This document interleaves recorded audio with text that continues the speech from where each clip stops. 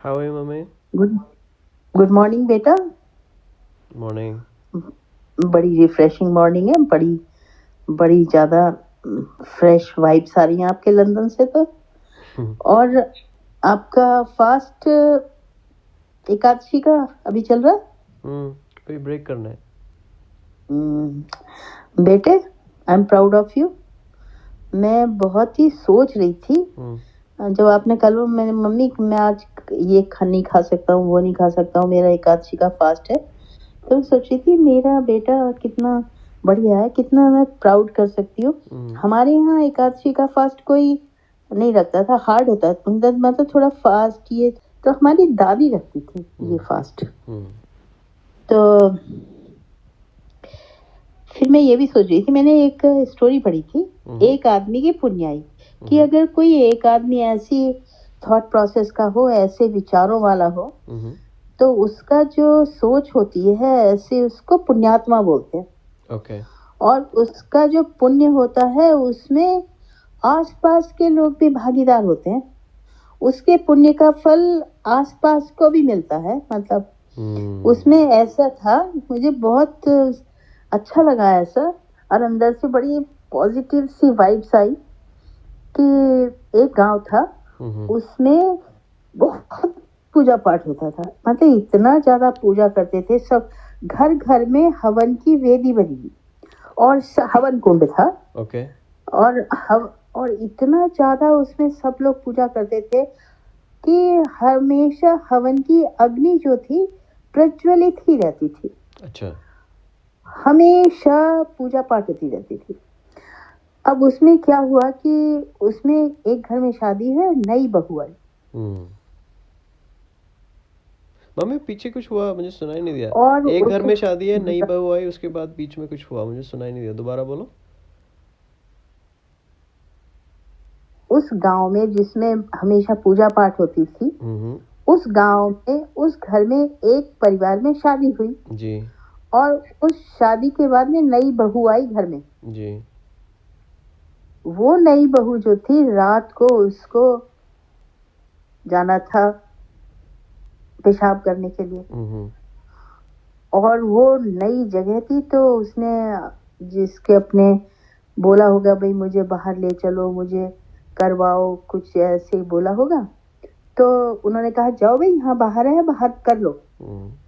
तो बहू डर गई और उस पे ज्यादा दूर नहीं जाया गया। और तो उसने सोचा कि यहाँ पे कौन देख रहा है और पता भी नहीं चलेगा मैंने कहाँ पेशाब किया, मैं इस हवन कुंड में ही कर देती हूँ। क्योंकि वो तो दूसरे गांव की थी, उसे उसकी पवित्रता, पूजा पाठ का, सोच का इतना वो उसमें इन्वॉल्व नहीं थी।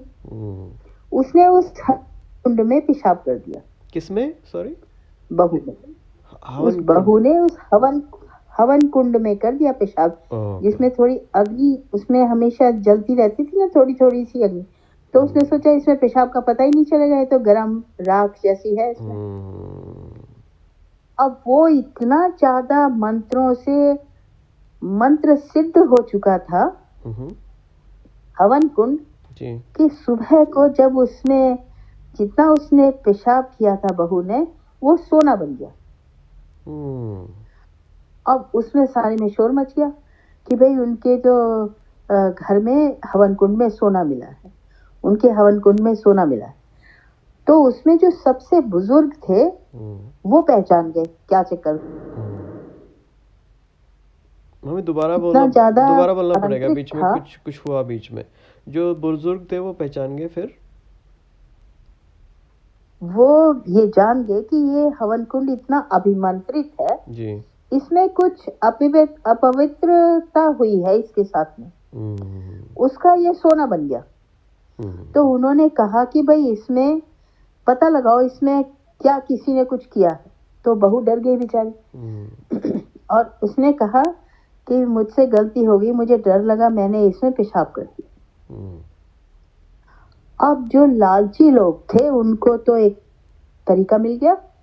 उनका इतना ज्यादा कमाल, हमारा जो वो है अग्निकुंड ऐसा है, जो हवन कुंड है ऐसा है ये कि जो हम पेशाब करेंगे सोना बन जाएगा। और उन पे लालच समा गया उन लोगों के। और उन लोगों ने पेशाब कर करके सोना बनाना शुरू कर दिया।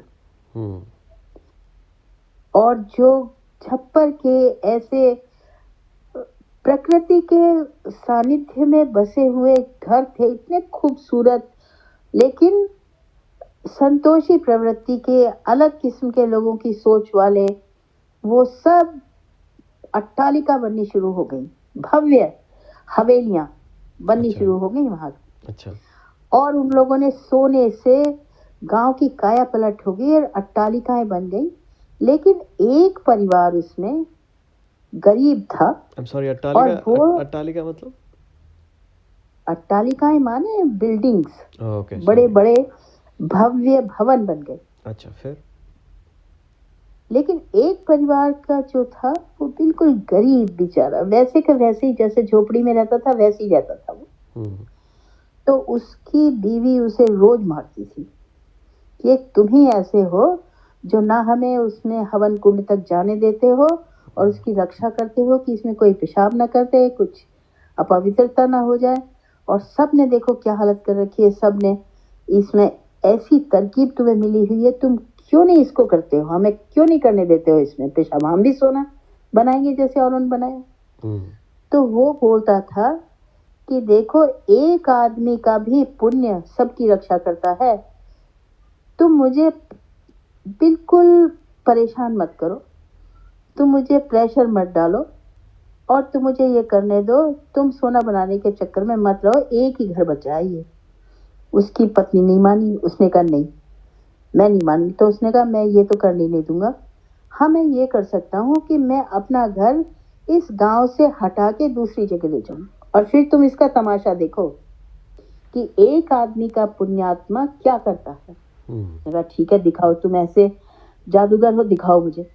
उसने अपनी झोपड़ी वहां से हटाई और एक बहुत खूब सुंदर सुंदर सी जगह थी वहीं पे पास में, कल कल नदी बहती थी, उसके पास में उसने अपनी झोपड़ी बना ली। जैसी उसने वहां से झोपड़ी हटाई अपनी, वैसे ही उस गांव में दो परिवारों में आपस में झगड़ा हो गया। उसमें एक बोली, एक की पत्नी, कि मेरे घर में तुझसे ज्यादा धन है, मेरा घर मैं तुझसे ज्यादा बड़ी हूँ। उसने कहा मैं तुझे छोड़ूंगी नहीं, मैं तुझसे ज्यादा बड़ी हूँ। ऐसे झगड़ा होकर उसने कहा मैं तेरे घर में आग लगा दूंगी। और उसने गुस्से में एक चिंगारी उसकी माचिस की तीली जलाई और उसके घर में फेंक दी। उसने कहा अच्छा तू मेरे घर में आग लगाती है, मैं तेरे घर में ज्यादा बड़ी हूँ। उसने झगड़े झगड़े में एक छोटी सी तीली उसके घर में फेंक दी। आपस में सब लोग झगड़ा देखने वाले देखते रहे कि एक तीली से क्या हो रहा है। लेकिन तभी एकदम तेज हवा चली और वो तीली पता नहीं कहां से किस जगह में लग गई कि उसमें आग पकड़ ली। और तभी एकदम इतनी आंधी तेज आई कि वो आग उनके बस में ही नहीं रही कि उसे वो कंट्रोल कैसे करे। और वो आग इतनी तेजी से फैली, उसने सारी जो भवन अट्टालिकाएं और ऐसी भव्य हवेलियां थी सब तहस नहस कर दी, जीरो कर दिया। तो जब वहां आग लग रही थी और वो जल रहा था गांव, तब उस आदमी ने बोला जो वहां नदी के किनारे एक झोपड़ी में अपनी हवन कुंड में यज्ञ कर रहा था कि देख मेरे पुण्य की पुण्याई देखी, मेरा जो हवन कुंड की पवित्रता थी उसने उस सारे गांव की रक्षा कर रखी थी जो उसमें उन लोगों ने अधर्म और अनीति फैलाई हुई थी। इसलिए एक आदमी की भी पुण्याई को हल्के में नहीं लेना चाहिए, ऐसे रक्षा करता है वो सबकी। तो बेटा मुझे तो आप पे बहुत प्राउड होता है, आप मेरे घर के एक आदमी की पुण्याई हो। मैं तो ये पुण्याई लिंक्डइन पे भी बोलता हूँ कि बिटकॉइन मत खरीदो, लेकिन लोग तो फिर भी वो कोशिश कर रहे हैं उसे खरीदने की। वो ऐसे ही तो है जैसे जैसे जैसे वहाँ पे वो लोग ऐसे कर रहे